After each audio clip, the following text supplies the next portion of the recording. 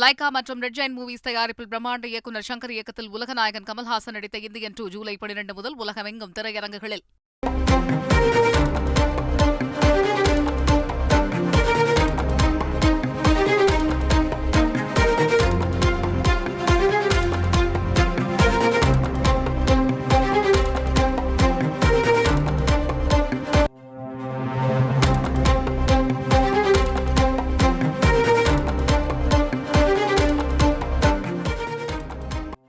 பண மோசடி வழக்கில் கைதான முன்னாள் அமைச்சர் செந்தில் பாலாஜி கடந்த ஒரு வருடமாக சிறைவாசம் அனுபவித்து வருகிறார். இந்நிலையில் தொடர்ந்து அவருடைய ஜாமீன் மனுக்களும் நிராகரிக்கப்பட்டு வருகின்றன. இந்நிலையில் மீண்டும் அவர் ஜாமீன் கோரி உச்சநீதிமன்றத்தில் மேல்முறையீடு செய்திருந்தார். அந்த மனு மீதான விசாரணை தற்பொழுது ஜூலை 12ஆம் தேதிக்கு தள்ளி வைக்கப்பட்டிருக்கிறது. இது தொடர்பான முக்கிய செய்தியை பார்த்து வருகிறோம்.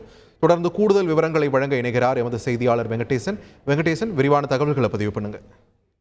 வணக்கம். தமிழ்நாடு போக்குவரத்து துறையில் வேலை வாங்கி தருவதான பண மோசடி விவகாரம் தொடர்பாக அமலாக்கத்துறை பதிவு செய்த வழக்கில் முன்னாள் அமைச்சர் செந்தில் பாலாஜி கடந்த ஆண்டு ஜூன் மாதம் கைது செய்யப்பட்டார். இந்த வழக்கில் செந்தில் பாலாஜியின் சார்பில் வழக்கறிஞர் ராம்சங்கர் தாக்கல் செய்த ஜாமீன் மேல்முறையீடு மனுவை உச்சநீதிமன்ற நீதிபதி சூரியகாந்த் உத்யல் பையன் ஆகியோர் அடங்கிய அமர்வு தற்போது விசாரித்து வருகிறது. இன்று நடைபெற்ற விசாரணையின் போது இந்த வழக்கில் இன்னும் கூடுதலான தகவல்களை தாக்கல் செய்ய வேண்டியுள்ளதால் நாளை மறுதினத்திற்கு தள்ளி வைக்க வேண்டும் என அமலாக்கத்துறை சார்பில் சொலிசிட்டர் ஜெனரல் துஷார் மேத்தா ஒரு கோரிக்கையை முன்வைத்தார்.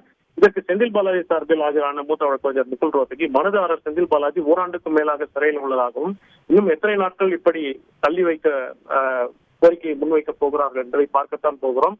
திட்டமிட்டு அமலாக்கத்துறை இந்த விசாரணையை காலம் தாழ்த்தி வருகிறது என்ற ஒரு ஆட்சேபனையை தெரிவித்தார். அமலாக்கத்துறையின் கோரிக்கையை இறுதியில் ஏற்ற உச்சநீதிமன்றம் செந்தில் பாலாஜியின் ஜாமீன் மேல்முறையீடு மனு மீதான விசாரணையை ஜூன் 12ஆம் தேதி விசாரணைக்கு எடுத்துக் கொள்வதாக தற்போது தெரிவித்துள்ளார். நன்றி வெங்கடேசன், உங்களுடைய விரிவான தகவல்களுக்கு. லைகா மற்றும் ரெட் ஜெயண்ட் மூவிஸ் தயாரிப்பில் பிரம்மாண்ட இயக்குநர் சங்கர் இயக்கத்தில் உலகநாயகன் கமல்ஹாசன் நடித்த இந்தியன் 2 ஜூலை 12 முதல் உலகமெங்கும் திரையரங்குகளில்.